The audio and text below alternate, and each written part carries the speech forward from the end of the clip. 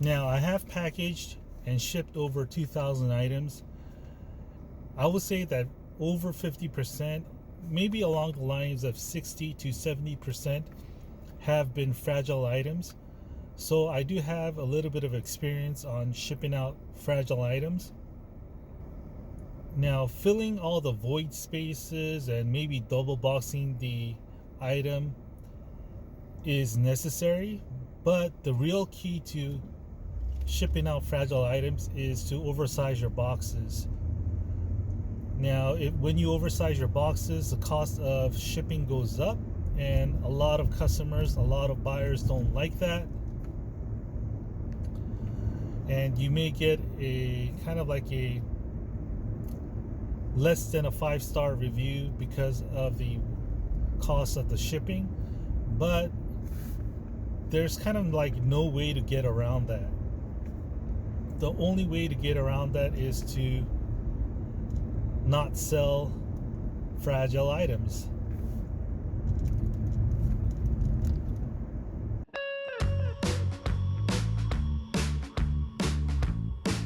There was an FNH Gnome that I sold for about $150 that the buyer contacted me and messaged me saying that it did arrive broken, and he did send me several photos. I do believe that it did get broken, and I'm trying to decide whether I should get the buyer to, either way I will refund the buyer the money, but I'm trying to decide whether I should get the buyer to file the insurance claim or should I get the item back and file the insurance claim. So I did speak with the postmaster, and at this point I think I will be requesting the item back so I can process the insurance myself. This way I don't have to inconvenience the buyer more than once to just ship the package back to me, and it will only cost about like maybe $20 to get the item back to me, as opposed to having the buyer go to the post office to file the claim, and then if something happens where they need to send more pictures or bring the item back, or there is something that has to be discussed, I don't want the buyer to go back and forth, which would be a hassle for the buyer. And I'll let you guys know what happens once I get the package back, and then I file out the claim and the process and see what happens. If I'm able to get the insurance claim, get my full money back, or whether the claim will be denied. A lot of resellers on YouTube have been saying they get denied, or like things like that, you know. So I don't know what's going to happen.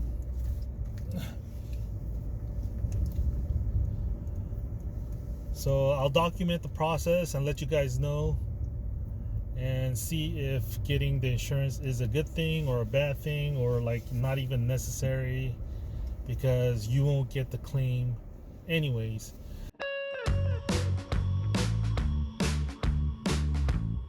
So this is the next day, and I did message the buyer, and I did actually refund his money, gave him a full refund.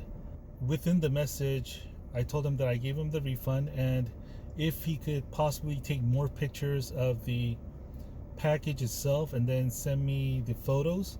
And today I did check my messages, and he did send me the photos of the package. He sent me a long list of photos, so I will be using that to file my claim. Now, the reason why I'm leaving the package in his possession rather than getting it back is because I read in the policy of the USPS.com, the website, saying that, I don't remember what was exactly stated. It was something in the lines of do not reship the package, something like that, along those lines. Have it in your possession with all the packing materials, etc. Anyway, I'll give you the policy up here. I'll post it. The reason why I didn't ask the buyer to send back the item was because of this right here. It says do not reship the items that were not damaged. Save them with the damaged items.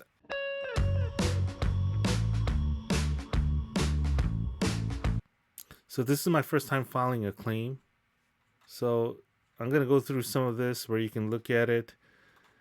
You go to the tab up here, filing a claim. So here we go. Either the sender or recipient may file a claim for the insured mail that is lost, arrived, damaged, or was missing contents. The person filing must have the original mailing receipt. Each claim must be filed within a certain period of time, including proof of insurance, value, and damage. Now, here's step 1, check filing periods. Each mail service has a different filing period. The filing period is based on the mailing date on your receipt and whether your package arrived damaged. So here's the damaged contents. Damaged or missing contents. If your item arrives damaged or is missing contents, you may file a claim immediately, but must file no later than 60 days after the mailing date. Here you can go through the lost mail or package, which does not apply to me. So I'm going to skip that a little bit, but you can read it yourself. And then here's step 2, gather your documents. Including the right documentation with your claim helps USPS approve it more quickly. Save all your evidence documents until your claim is resolved. Track or label number. The tracking or label number is found on your online label record, package label, mailing receipt, or sales receipt. Tracking the label numbers are between 13 and 34 characters. Here is the evidence of insured purchase. Any of these items show evidence of insurance. Original mailing receipt issued at the time of mailing. Outer packaging showing the names and addresses of the sender and the addressee. And the proper label showing that the article was sent insured. Printed electronic online label record or computer printout from the application used to print the label and purchase the insurance. Note: USPS may not legally compensate for uninsured, lost, or damaged articles. If your uninsured mail is missing or delayed, you may request a missing mail search. Proof of value. Proof of value is the cost or value of an item when it was mailed. Any of these can be used to show proof of value. Sales receipt. Paid invoice or paid bill of sale. Statement of value and or estimates of repair costs from a reputable dealer. Credit card billing statement. Receipt of costs incurred for reconstruction of non-negotiable documents. Printout of the online transaction identifying the purchaser and seller. Price paid, date of transaction, description of the item purchased, and assurance that the transaction status is completed. Proof of damage. Photos that clearly show the extent of damage will help with your case. For damage claims, you'll also need to provide an estimate of the repair costs from a reputable dealer. Save the original packaging and everything in the package until your claim is settled. Do not throw away damaged items even after you photograph them. Do not ship items that were damaged. Save them with the damaged items. You may be asked to take the entire package to your local post office facility for inspection.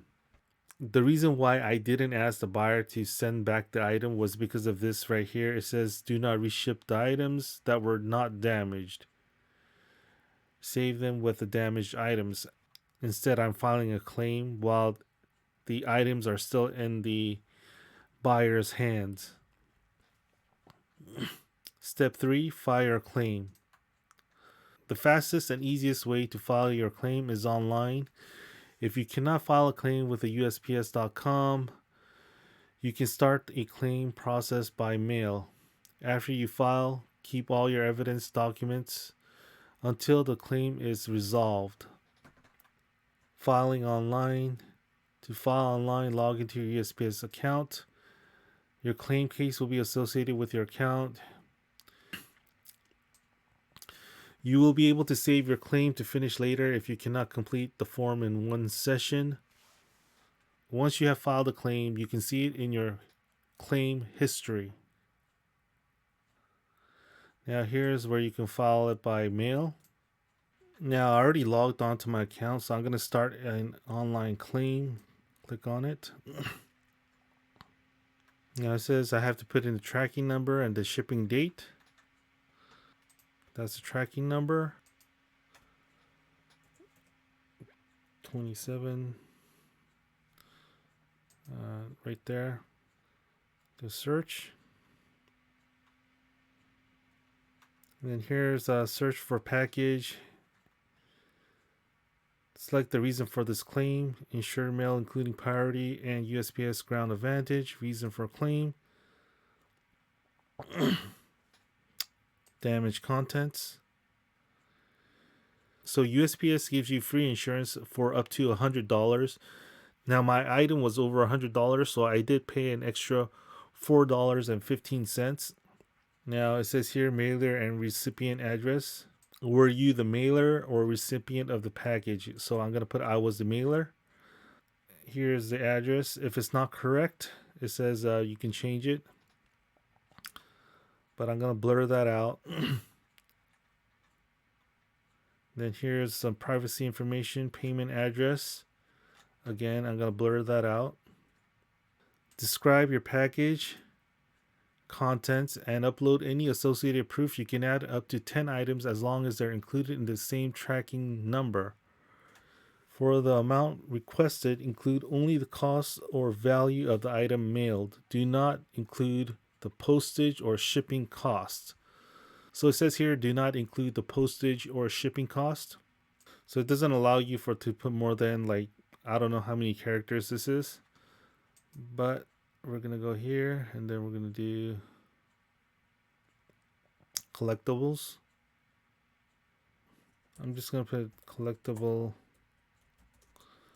FNH Gnome figurine. That's what I'm going to put. I don't remember the purchase date. So I don't know the purchase date. I'm not going to put this in. I have a feeling that it's going to make me put a date in. The requested amount is $149.95, 149.95 cents. It says upload proof of value, upload image and documents. So the proof of value, see, I refunded the buyer already, so I don't know if I should put this in, but this is the only place where I can have a sales record. Screen capture. I'm just going to do a snipping tool.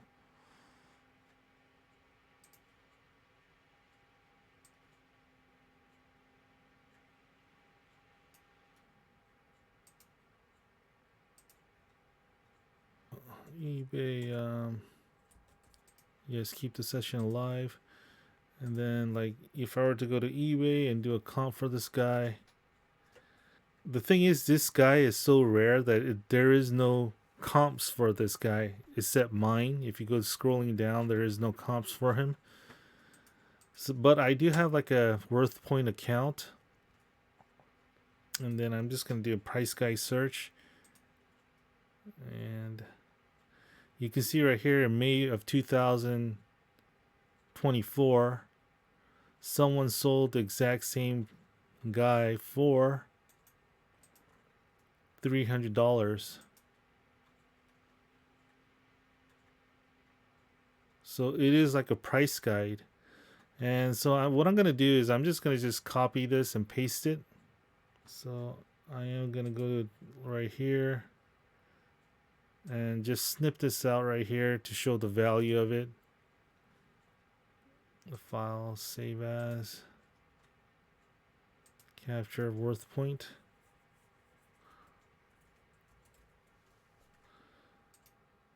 Again, this is a kind of like a rare item, and that's why there aren't that many sold comps.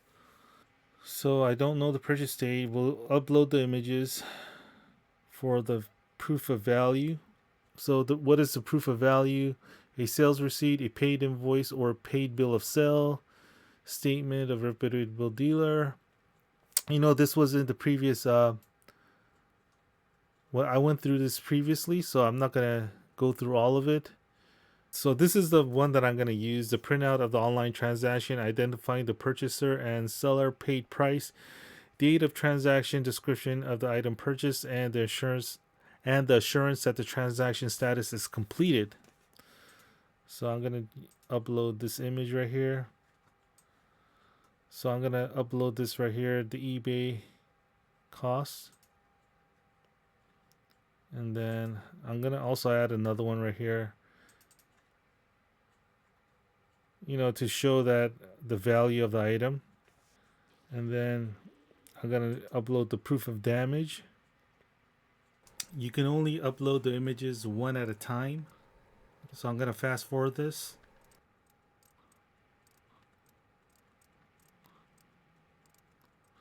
So you can see right here, this side of the box is, this corner of the box was crushed. And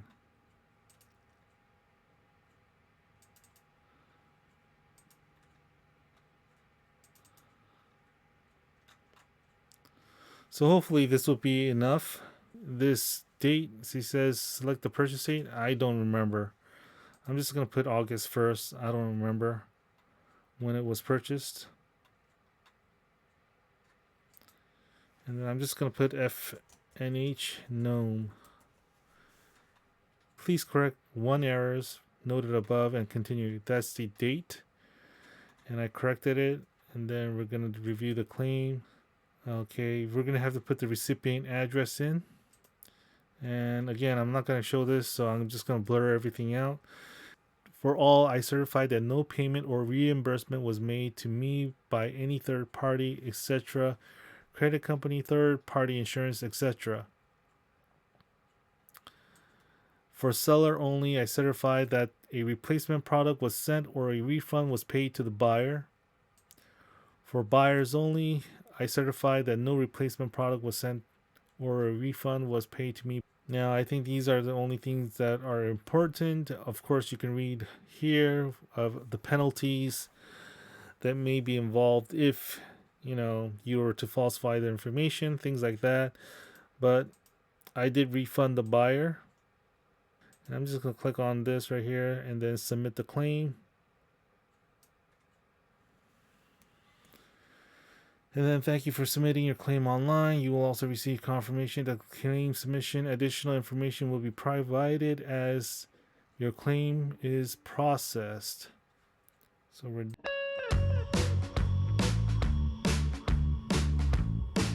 there is another insurance service that's cheaper than the USPS Insurance, which is called like the ship cover. And I did find a video where someone had a much easier time filing for the insurance through ship cover. But again, since I insured my package through the USPS Insurance, I'm not sure if it's going to be better or worse. Leave it in the comments below. Those of you who have done the ship cover rather than the USPS Insurance, because the way they pay out and how they pay out may be actually different. I think by listening to some of the videos, it may be easier to get paid through the ship cover insurance. So next time, since it is also cheaper, I may have to cover my items through ship cover. I'm not sure, especially if this doesn't pay out. And a lot of the videos are outdated and old. So let me know in the comments below what your experiences are with the USPS insurance or the ship cover insurance through eBay.